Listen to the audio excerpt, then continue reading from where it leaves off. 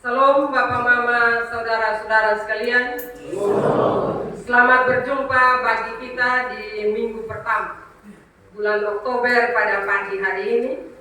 Dan bulan Oktober ditetapkan oleh Majelis Sinode bagi warga Gereja Masehi Injili di Timur sebagai bulan keluarga. Bapak Mama, dalam bulan keluarga minggu pertama pada pagi hari ini kita akan merenungkan kebenaran firman Tuhan dari kitab Keluaran pasal 2 ayat 1 hingga ayat yang ke-10 dengan tema keluarga Allah, keluarga yang melindungi anak.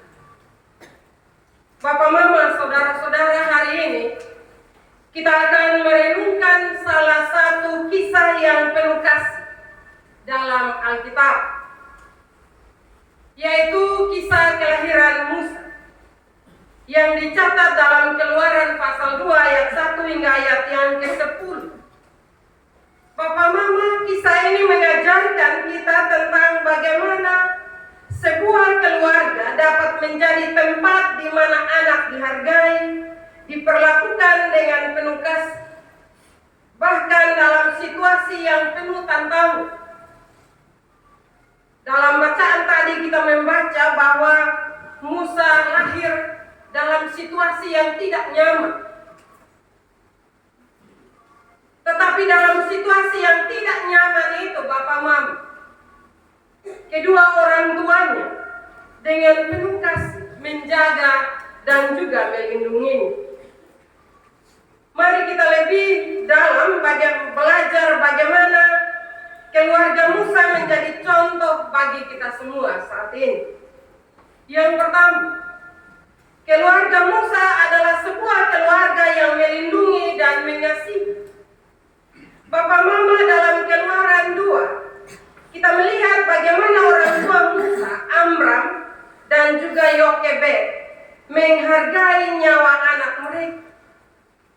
Meskipun berada di bawah ancaman Firaun yang memerintahkan untuk membunuh semua bayi laki-laki Ibrani. Kenapa hal itu terjadi, Bapak Mama? Karena Firaun takut kalau orang Ibrani lebih banyak, maka mereka akan kalah. Karena itu ketakutan itulah yang membuat Firaun memerintahkan untuk membunuh semua anak laki-laki. Kalau anak perempuan tertinggal, sementara anak laki-laki harus dibunuh. Bapak Mama, saudara-saudara yang saya kasihi dalam Tuhan, dalam situasi yang demikian, Amram dan juga Yokebed berani melawan rasa takut dengan menyembunyikan Musa selama 3 bulan. Ini menunjukkan kasih yang luar biasa dari orang tua ini yang rela mempertaruhkan nyawa. Kenapa demikian, Bapak Mama? Karena kalau kedapatan, maka mereka akan dibunuh. Tetapi sekali lagi dalam situasi yang sulit seperti itu, nyawa mereka menjadi taruhan, tetapi mereka terus berupaya untuk dengan penuh kasih melindungi anak mereka.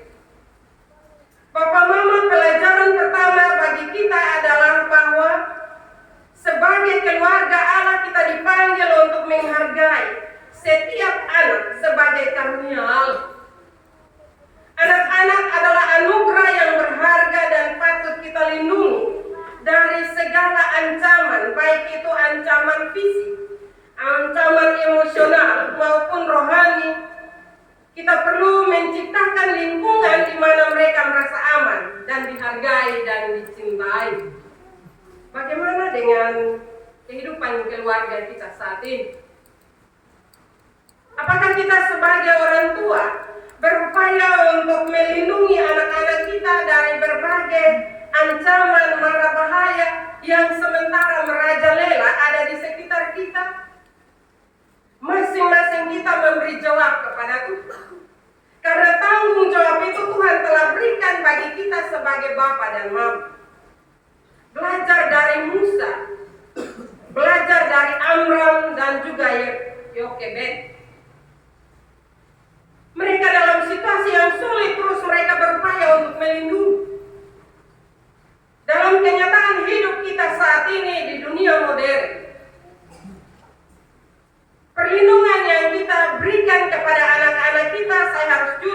katakan bahwa belum maksimal. Kenapa Bapak Mama? Karena kadang kita hanya melindungi anak-anak dari melakukan kejahatan. Kita tidak membekali anak-anak kita dengan melakukan hal-hal yang baik. Kita tidak mengajarkan mereka untuk melakukan kebenaran firman yang selalu kita dengar. Kita mengabaikan itu. Tetapi ketika anak-anak kita salah, di situ peran kita mulai muncul. Bapak Mama, saya minta maaf kalau saya salah omong. Ketika anak-anak kita ada dalam kesalahan, maka nasihat kita mulai keluar, tetapi dengan emosi, marah, mempersalahkan satu dengan yang lain. Karena itu Bapak Mama, bentuk perlindungan yang harus kita lakukan dalam kehidupan kita, tugas dan tanggung jawab kita adalah tunduk di hadirat Tuhan, mengajari, mendidik anak-anak kita seturut dengan kebenaran firman Tuhan. Saat ini banyak orang tua tidak ambil pusing ketika anak-anak melakukan kejahatan, ketika anak-anak menjauh dari persekutuan. Kadang kita orang tua bilang, ya sudah dosa besar, jadi doa ambil keputusan tersendiri. Ketika anak-anak kita main game hampir setiap hari, tidak belajar, kita bilang kasih tinggal ke masa depan dan urus sendiri. Di mana letak tanggung jawab kita sebagai orang tua? Kadang kita kewalahan, ini anak ketemu sudah bisa atur, tetapi sekedar kita hanya bilang demikian. Tetapi tidak ada cara untuk bagaimana kita menolong mereka, melindungi mereka untuk tidak termakan dengan perkembangan teknologi yang begitu besar, yang tanpa kita sadari benar bahwa perkembangan teknologi itu menolong kita. Tetapi di sisi yang lain, sebenarnya menjauhkan kita dari persekutuan keluarga. Itu terbukti dalam kehidupan kita, kehidupan rumah tangga kita. Kalau kita mau koreksi kembali kehidupan rumah tangga kita, ada berapa banyak Bapak Mama, anak-anak selalu duduk bersama untuk bercerita, tukar pikiran. Hal itu mulai berkurang dalam kehidupan kita. Karena ini kau duduk dalam rumah, sabab mama masing-masing sudah pegang HP. Siapa omong dengan siapa? Yang kau ngomong hanya dengan HP saja. Karena itu Bapak Mama, untuk melindungi anak-anak kita, saya tidak bilang jangan juga. Teknologi juga penting. Tapi marilah kita harus punya keberanian untuk membimbing mereka. Teknologi penting, tetapi ada hal-hal tertentu juga yang akan menjerumuskan anak-anak kita ke hal yang tidak sesuai dengan kebenaran firman Tuhan. Dan disitulah letak kegagalan kita. Karena itu marilah belajar dari keluarga Amram dan juga Yokebed. Mereka berupaya untuk melindungi anak mereka walaupun dalam situasi yang sulit. Mereka tidak membiarkan anak mereka dibunuh oleh Firaun, tetapi mereka punya cara untuk menolong anak mereka.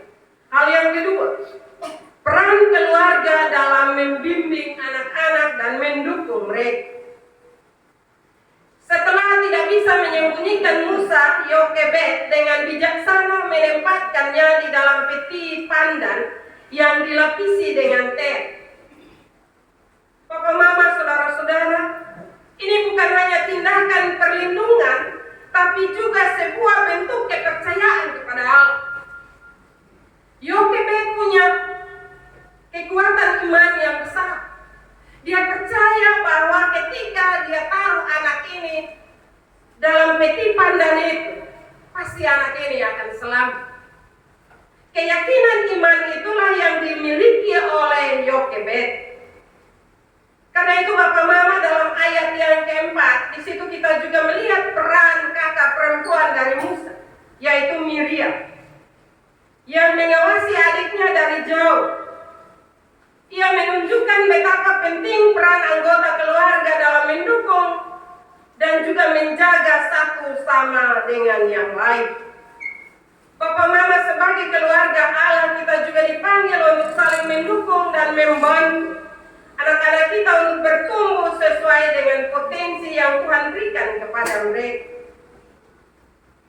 Tanggung jawab keluarga tidak saja bapak dengan mama, ada kakak adik, saudara bersaudara yang ada di sekitar mereka.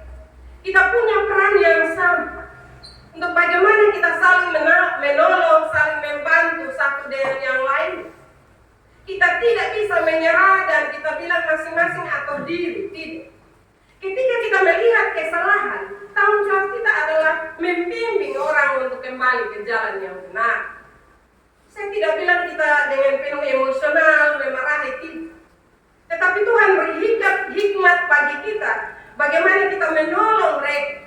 Mungkin kita tidak bisa omong, tetapi tanggung jawab kita adalah berdoa. Tuhan tolong antar kembali kita pun anak di jalan yang benar. Sudahkah doa-doa itu kita lakukan dalam kehidupan kita sebagai bentuk untuk melindungi anak-anak kita? Papa, mama, saudara-saudara, kita menyadari bahwa tidak semua anak memiliki jalan yang mudah. Tetapi dengan kasih dan dukungan mereka bisa mencapai tujuan yang Tuhan rencanakan bagi mereka. Dalam pengertian Bapak Mama bahwa dalam mendidik dan membesarkan anak-anak kita juga tidak mudah. Tetapi bukan berarti tidak ada jalan keluar. Ketika anak-anak kita nakal, apa yang keluar dari mulut kita Bapak Mama? Yang ada hanya sumpah serap. Yang seharusnya ada dalam kehidupan kita adalah mendoakan mereka. Mungkin kita terbatas, kita tidak sebagai orang tua tidak bisa merubah perilaku anak-anak. Tetapi harus dengan iman yang sungguh percaya bahwa Tuhan punya kuasa, Tuhan punya kemampuan untuk merubah, menolong, membimbing anak-anak kita kembali kepada jalan yang benar. Karena itu bertobatlah kita sebagai orang tua untuk selalu sumpah serah. Ya, ini anak-anak walaupun nakal, tapi itu ketemu anak-anak Bapak Mama. Dan juga bertobatlah kita sebagai orang tua untuk suka rubah anak-anak dan punam. Pendeta baptis lain, Bapak Mama rubah nama lain. Baru tidak segan-segan, ada banyak orang ditempeleng bolak-balik anak, cubit, maki. Bapak Mama bertobatlah kita, karena anak itu adalah anugerah Allah. Kadang ketika saya bicara begitu ada yang bilang, coba mau anak berlian. Karena itu Bapak Mama, kalau kita menyadari tugas dan tanggung jawab kita untuk melindungi mereka, ada banyak cara yang Alkitab ajarkan bagi kita untuk menolong anak-anak kita. Ada orang yang bilang, pelan-pelan sudah bisa pendeta, berteriak terus bisa kok.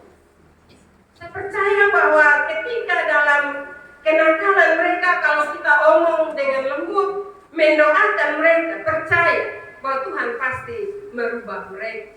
Sehingga dalam lingkungan rumah di mana kita hidup, itu ada sukacita dan damai sejahtera. Sehingga tidak ada yang kita berkata, rumah ini kayak neraka. Siapa yang menciptakan neraka? Yang menciptakan sorga adalah kita. Yang juga menciptakan neraka adalah kita. Karena itu kalau neraka itu tidak disukai oleh kita, ciptakanlah sorga dalam kehidupan rumah tangga kita. Hal yang ketiga, tangan Allah yang menyertai dalam setiap keputusan keluarga. Bapak Mama, saat Musa ditemukan oleh putri Firaun, kita melihat bahwa tangan Tuhan bekerja melalui situasi yang tampaknya mustahil. Musa seorang Ibrani yang seharusnya dibunuh menurut perintah Firaun, justru dibesarkan di istana Mesir sebagai anak angkat putri Firaun. Namun Tuhan tetap mengatur agar Musa bisa disusui oleh ibunya sendiri. Hal ini mengingatkan kita bahwa dalam setiap keputusan yang kita buat sebagai keluarga, Tuhan turut campur tangan. Ketika kita menyerahkan keluarga kita kepada Tuhan, Dia akan memimpin setiap langkah hidup kita. Menyerahkan keluarga kita kepada Tuhan, Dia akan memimpin setiap langkah kita, bahkan dalam situasi yang tampak sulit, seperti yang saya bilang tadi. Mungkin anak-anak kita kenakalan dalam situasi yang sulit, situasi yang membuat kita tertekan. Tetapi kita berserah kepada Tuhan, percaya bahwa Tuhan akan merubah situasi yang sulit itu menjadi situasi yang baik, situasi yang menyejukkan hati kita. Karena itu marilah Bapak Mama, Tuhan menghargai kita semua. Karena itu marilah Tuhan juga memampukan kita untuk menghargai, melindungi, dan membesarkan anak-anak kita dalam cinta kasih-Nya. Kisah Musa adalah contoh nyata bagaimana sebuah keluarga dapat menjadi alat bagi rencana Tuhan yang lebih besar. Ketika keluarga kita menghargai setiap anak, melindungi mereka dan menuntun mereka dalam kasih, kita sedang ikut ambil bagian dalam pekerjaan Allah yang besar di dunia ini. Marilah kita menjadi keluarga Allah yang benar-benar menghargai anak-anak sebagai anugerah yang berharga. Marilah kita menciptakan lingkungan yang penuh kasih dan pengharapan bagi anak-anak kita, sehingga mereka bisa bertumbuh menjadi pribadi yang mengenal dan melayani Tuhan dalam setiap kondisi kehidupan kita.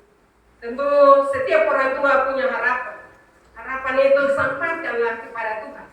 Jangan hanya kita mengeluh, bilang sone bisa, tetapi percayakanlah yang sone bisa itu kepada Tuhan, maka Tuhan akan membuat kita bisa untuk menjadi orang tua yang bertanggung jawab dan juga menjadi orang tua dan keluarga yang melindungi anak-anak. Firman Tuhan memberkati kita pada pagi hari ini. Amin.